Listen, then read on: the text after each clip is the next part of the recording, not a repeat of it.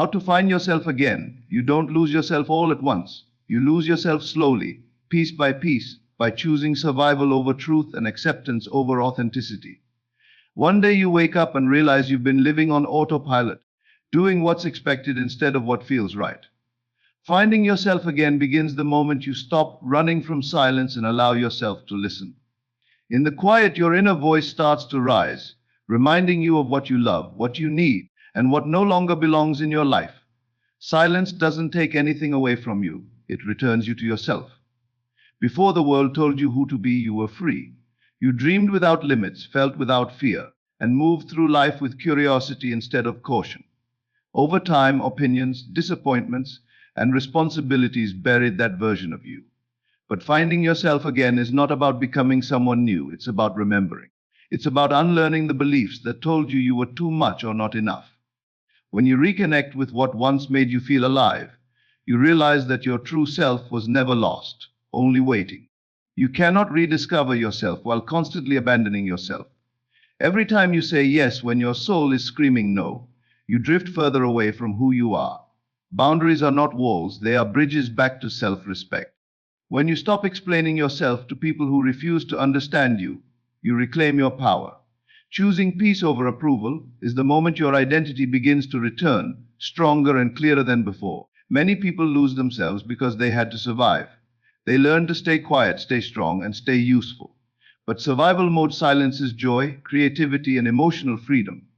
Finding yourself again requires healing, not blaming yourself for who you had to be, but honoring it. When you allow yourself to feel, forgive, and release old pain, you make room for the person you were always meant to become. Finding yourself again is not a single breakthrough. It's a daily decision.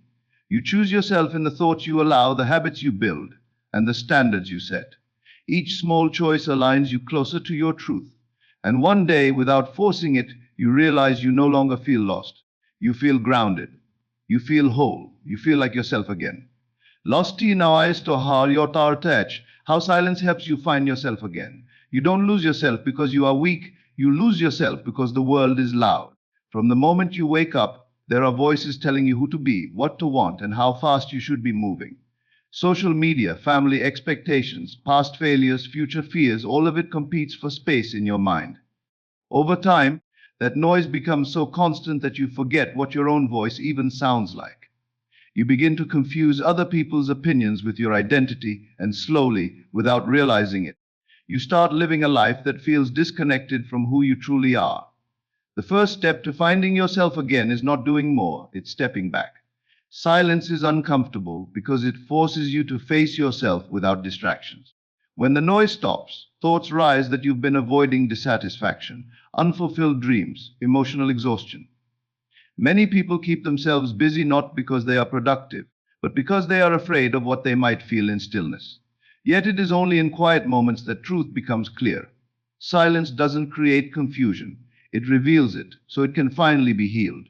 When you remove the noise, you begin to notice how much of your life has been shaped by external validation. You start asking questions you've avoided. Am I doing this because I want to, or because I'm afraid of disappointing someone? Is this path aligned with my values, or am I just following what feels safe? These questions can be unsettling, but they are necessary. Clarity often arrives as discomfort before it becomes peace. Losing the noise means being brave enough to sit with uncertainty long enough for truth to emerge. In quiet moments, you also rediscover your emotional signals. Noise dulls intuition. When your mind is constantly overstimulated, you miss the subtle messages your body and soul send you. Fatigue that says you need rest, frustration that signals misalignment, excitement that points toward purpose. Silence sharpens awareness. You begin to feel again instead of numbing yourself with distractions. This emotional reconnection is not weakness, it is wisdom returning. Letting go of noise also means redefining your relationship with comparison. Much of modern noise comes from watching other people's lives and measuring yourself against them. Their timelines become your deadlines, their success becomes your pressure. In silence, comparison loses its power because your focus shifts inward. You realize that your journey is not late, broken, or behind, it is simply yours. When you stop consuming everyone else's story, you finally have space to write your own. Silence creates room for self-honesty. In a quiet mind, You can no longer lie to yourself about what you tolerate, what drains you, or what you've outgrown. You start noticing patterns, relationships that cost you peace, habits that keep you stuck, goals that no longer inspire you. This awareness can feel heavy at first, but it is also freeing. You cannot change what you refuse to acknowledge. Noise keeps you distracted, silence makes you accountable to your truth. As you spend more time in stillness, something powerful happens. Your inner voice grows stronger. At first, it may sound unsure, even timid, because it has been ignored for so long. But the more you listen, the clearer it becomes. You begin to trust your instincts again. Decisions stop feeling forced. You no longer need constant reassurance because alignment feels obvious. This is how confidence is rebuilt, not through motivation, but through self-trust. Losing the noise does not mean disconnecting from the world forever. It means choosing when and how you engage with it. It means protecting your mental space the same way you protect your physical energy. You become intentional about what you consume, who you listen to, and where you give your attention. Attention is identity and formation. What you focus on consistently shapes who you become. When you control your attention, you reclaim yourself. Silence also reconnects you with purpose. Purpose is not always loud or dramatic. Often it is a quiet pull toward meaning. In a noisy life, purpose gets overshadowed by urgency. You chase tasks instead of fulfillment. In stillness, you begin to feel what truly matters to you, not what looks impressive, but what feels right. Purpose becomes less about achievement and more about alignment. There is a difference between being alone and being lonely. Loneliness is feeling disconnected from yourself even when surrounded by people. Solitude is feeling whole in your own presence. When you embrace silence, solitude becomes a source of strength. You realize that your worth is not dependent on constant interaction or approval. You feel complete without needing to perform or prove anything.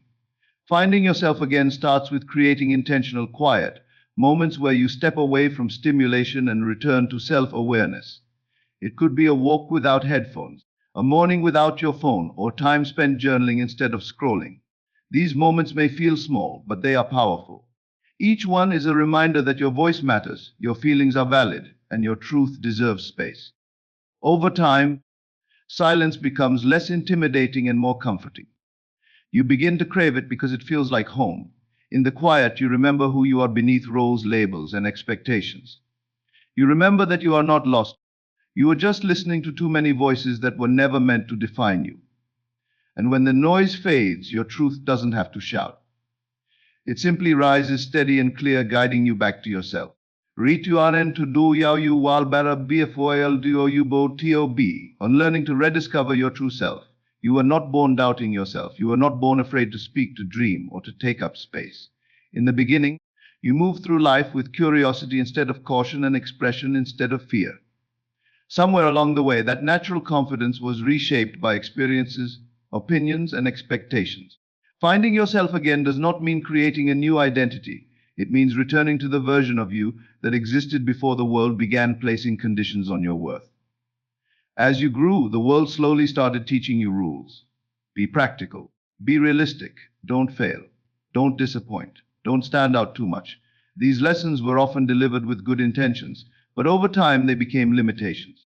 You learned to filter your personality to fit into spaces that didn't fully accept you. You adjusted your dreams to feel more acceptable. Without realizing it, you began trading authenticity for approval, and that is where self-disconnection begins.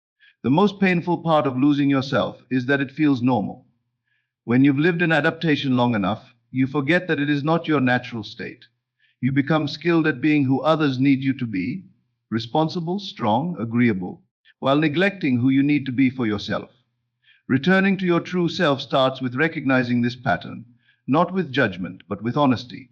Awareness is the first act of self-reclamation. Unlearning is harder than learning because it challenges beliefs you once depended on for safety. You may have learned that love must be earned, that rest is laziness, or that choosing yourself is selfish. These beliefs shaped your behavior, not because they were true, but because they helped you survive emotionally at one point in your life. But survival beliefs are not meant to guide your future. They are meant to be released once they have served their purpose. Think about the younger version of you, the one who felt joy without permission and dreamed without fear of failure. That version wasn't naive, it was aligned. It didn't overthink worthiness or timing. It trusted life. Returning to that self doesn't mean ignoring responsibility.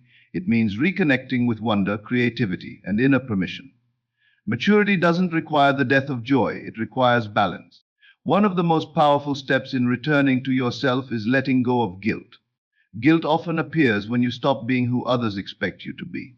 You may feel guilty for changing, for setting boundaries, or for wanting something different from the life you once chose. But growth will always look like betrayal to those who benefited from your self-neglect. Guilt is not a sign that you are wrong. It is often a sign that you are evolving. As you unlearn old patterns, you may feel lost for a while. This is not regression, it is transition. When you remove identities that no longer fit, there is a moment where nothing feels certain. This empty space can feel uncomfortable, but it is sacred. It is the pause between who you were taught to be and who you are becoming. Do not rush to fill it with another role. Sit in it long enough to hear what your soul actually wants. Returning to your true self also requires releasing comparison. Comparison pulls you away from your natural rhythm and into someone else's timeline. When you compare, you abandon your own pace, your own values, and your own definition of success. The real you does not need to compete, it needs to be expressed. When you stop measuring your life against others, you give yourself permission to live honestly instead of impressively. You will also need to forgive yourself for the time you spent disconnected. Many people carry shame for not realizing sooner, for staying too long, or for shrinking themselves. But the version of you that adapted did so to protect you. There is no failure in survival, only wisdom. Self-forgiveness is the bridge that allows you to move forward without dragging the past behind you. As you return to who you were, you'll notice a shift in what feels fulfilling. You may lose interest in things that once defined you. This is not loss, it is refinement. When your identity changes, your desires change too. Honor that shift. Do not cling to old versions of yourself out of familiarity. Growth requires letting go of what once felt safe in order to step into what feels true. Reconnecting with your true self is a daily practice, not a single realization. Each day, you choose honesty over performance, alignment over approval, and truth over comfort. These choices may feel small, but they accumulate. Slowly, you begin to feel more like yourself, not because life is perfect, but because you are present in it as who you really are. Returning to who you were before the world told you who to be is not about rejecting the world. It is about no longer letting it define you. You integrate wisdom without losing wonder. You carry responsibility without abandoning joy. And in doing so, you realize that your true self was never gone. It was simply waiting for you to come back with courage, clarity, and compassion. Set bundarais guaito apology. How self-respect leads you back to yourself. One of the quietest ways people lose themselves is by saying yes when their soul is screaming no. It doesn't happen all at once. It happens in small moments, agreeing to things that drain you, tolerating behavior that hurts you, staying silent to keep the peace. Over time, these moments stack up, and one day you realize you don't recognize yourself anymore. Finding yourself again begins when you decide to stop abandoning yourself for the comfort of others. Many people associate boundaries with selfishness or conflict. They were taught that being good means being agreeable, that love requires sacrifice, and that strength means endurance. But boundaries are not walls meant to push people away. They are lines that protect what matters most. Without boundaries, your energy leaks into every demand placed on you. With boundaries, your life gains structure, clarity, and self-respect. When you don't set boundaries, you teach others how to treat you, not because they are cruel, but because people respond to what you allow. Each time you tolerate disrespect, overextension, or emotional neglect, you reinforce the idea that your needs come last. Over time, this creates resentment, not just toward others, but toward yourself. Boundaries are not about controlling others, they are about honoring yourself. Learning to set boundaries can feel uncomfortable at first, especially if you are used to being needed. You may feel guilty when you say no. You may worry about disappointing people or being misunderstood. But guilt is not a signal that you are doing something wrong. It is a signal that you are breaking a pattern of self-neglect. Growth often feels like discomfort before it feels like freedom. Boundaries force honesty into your life. They require you to acknowledge what drains you, what hurts you, and what you no longer have the capacity to carry. This self-awareness is powerful because it reconnects you to your inner truth. You cannot protect what you refuse to recognize. When you become clear about your limits, you begin to live in alignment instead of obligation. One of the hardest boundaries to set is emotional. Emotional boundaries mean you stop taking responsibility for other people's feelings at the expense of your own. You learn that it is not your job to fix everyone, save everyone, or absorb everyone's pain. Compassion does not require self sacrifice. You can care deeply without losing yourself in the process. Setting boundaries also reveals who truly respects you. Some people will adjust, some will resist, and some will leave. This can be painful, but it is also revealing. People who only valued you for what you provided will struggle when you stop overgiving. This is not a loss of love, it is a loss of illusion. The people meant to stay in your life will meet you with understanding, not punishment. As you strengthen your boundaries, you begin to feel safer within yourself. You no longer feel constantly on edge, anticipating demands or emotional labor. Your nervous system begins to relax because you are no longer in a constant state of self betrayal. Peace becomes your baseline, not a rare moment. This internal safety is essential for rediscovering who you are. Boundaries also create space to think, to feel, and to grow. When your life is no longer overcrowded with obligations that don't align with you, your true desires begin to surface. You remember what you enjoy, what excites you, and what fulfills you. Space is where identity returns. Without it, you are always reacting instead of choosing. It is important to understand that boundaries do not require long explanations. You do not need to justify your limits to be valid. Over explaining often comes from fear of rejection, but confidence grows when you trust that your no is enough. Clear boundaries spoken calmly are far more powerful than emotional justifications. As you practice setting boundaries, you will notice a shift in how you see yourself. You begin to value your time, energy, and emotional well being. This self valuation changes how you show up in every area of your life. You become more present, more intentional, and more grounded. You stop living in reaction mode and start living with purpose. Finding yourself again is impossible without boundaries, because identity cannot exist where self respect is absent. Boundaries are not barriers to love, they are the foundation of it. They allow you to give from a place of fullness instead of depletion. And when you stop apologizing for protecting your peace, you finally step back into your power. In choosing boundaries, you choose yourself, not aggressively, not selfishly, but honestly. And honesty is always the path that leads you back home to who you truly are. Shirti parts of Yoyuan and Tshua Vivi, from survival mode to self reconnection. Many people don't lose themselves because they lack purpose or direction. They lose themselves because they had to survive. Survival mode is not a failure of character, it is a response to pain, pressure, or prolonged uncertainty. At some point in your life, you learned that being authentic wasn't safe, so you adapted. You became quieter, tougher, more agreeable, more guarded, whatever was necessary to get through. And while those adaptations once protected you, they can later become the very reason you feel disconnected from who you truly are. Survival mode teaches you to prioritize safety over truth. You learn to read rooms instead of listening to yourself, to manage other people's emotions instead of honoring your own, and to stay strong instead of staying honest. Over time, this constant self monitoring creates emotional numbness. You stop asking what you feel because feeling became something to suppress. Finding yourself again requires recognizing that the parts of you that shut down were never broken, they were trying to keep you alive. Healing begins with compassion, not confrontation. You cannot shame yourself back into wholeness. The version of you that learned to survive deserves understanding, not blame.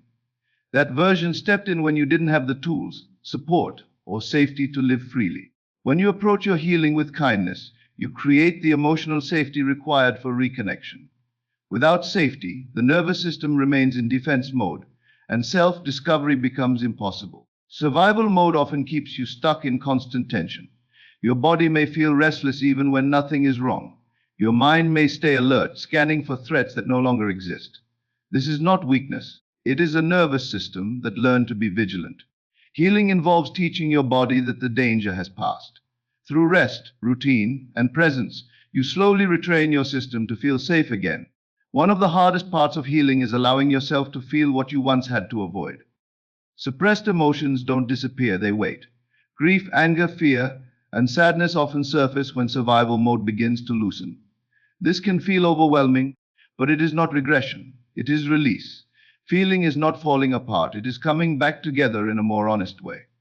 Many people fear healing because they think it will make them weak or dependent. In reality, healing strengthens you by freeing energy that was once used for defense. When you no longer have to protect yourself constantly, you regain access to creativity, curiosity, and joy. These qualities are not luxuries, they are signs of a regulated, connected self. Healing also requires redefining strength. Survival taught you that strength meant endurance, silence, and self sacrifice. But true strength includes vulnerability, boundaries, and asking for help. You are not less capable because you choose softness, you are more whole. Strength that disconnects you from yourself is not strength, it is armor. As healing deepens, you may notice changes in your relationships.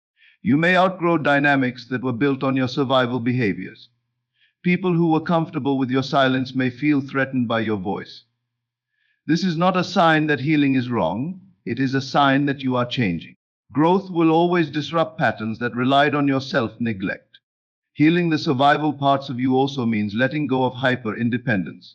At some point, you may have learned that relying on others was unsafe or disappointing. So you learn to do everything alone.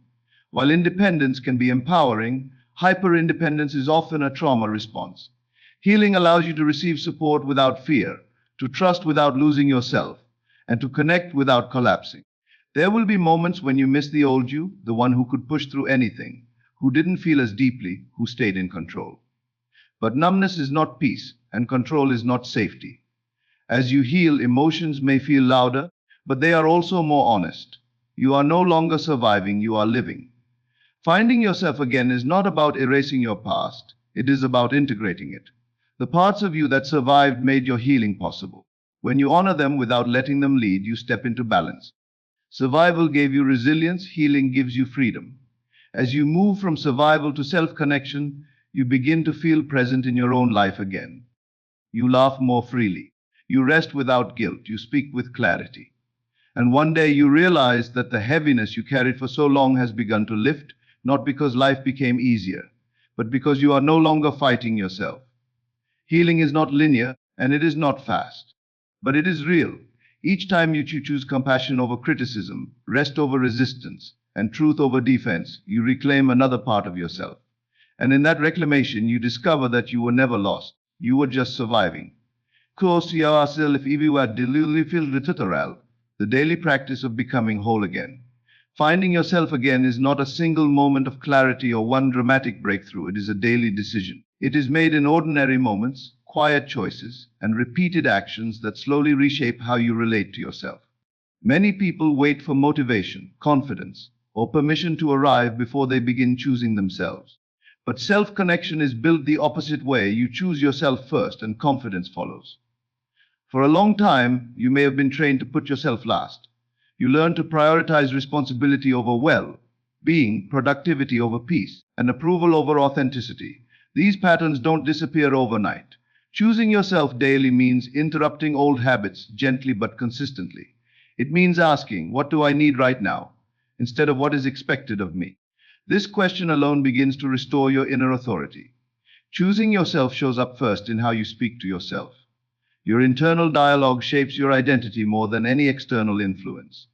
If your self-talk is harsh, dismissive, or impatient, you will struggle to feel connected no matter how much external success you achieve.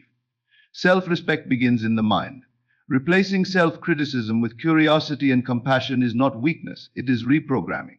The way you talk to yourself becomes the way you live with yourself. Daily self-choice also appears in your habits. Habits are identity in motion.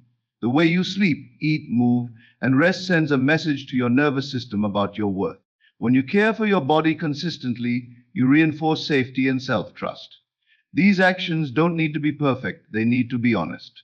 Small, repeatable choices are more powerful than dramatic changes that cannot be sustained. One of the most important daily choices is alignment.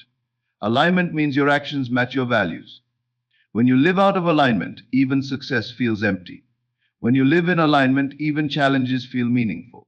Choosing alignment may require slowing down, changing direction, or disappointing others, but it always brings you closer to yourself. Peace is not found in comfort, it is found in congruence. Choosing yourself also means honoring your emotional truth. Emotions are not inconveniences, they are information. When you allow yourself to feel without judgment, you stop internalizing shame. Ignoring emotions does not make them disappear. It pushes them underground where they influence behavior unconsciously. Daily emotional honesty keeps you grounded and self-aware. There will be days when choosing yourself feels selfish, unfamiliar, or uncomfortable. This is normal. Any shift away from self-abandonment will trigger resistance, both internally and externally. Old identities don't dissolve quietly. But discomfort does not mean danger, it means growth. Over time, what once felt unnatural becomes second nature. Choosing yourself also requires consistency over intensity.